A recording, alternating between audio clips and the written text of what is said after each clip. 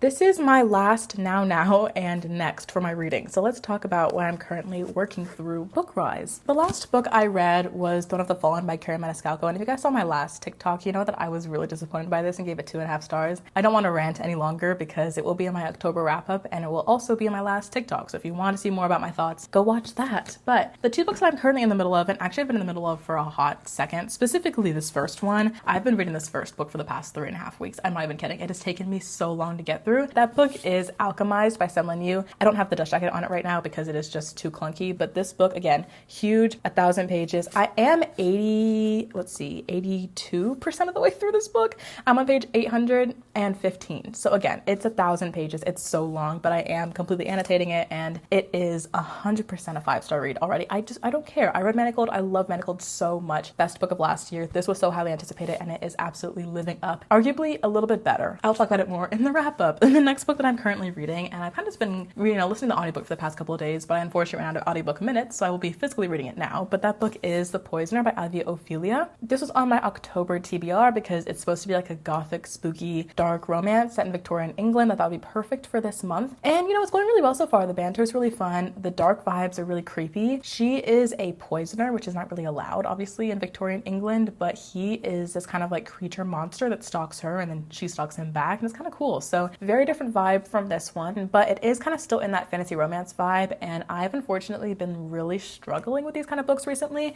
By recently I mean like the past couple of weeks. While I adore Alchemized, the two books that I read before that were both 2.5-star disappointments for me, and so I feel like I might just be getting a little tired of this same kind of refreshed fantasy romance kind of tropey books. So after I finish this one and Alchemized, I want to go on to something very different, and that's where I kind of need your help. I'm curious what you guys think.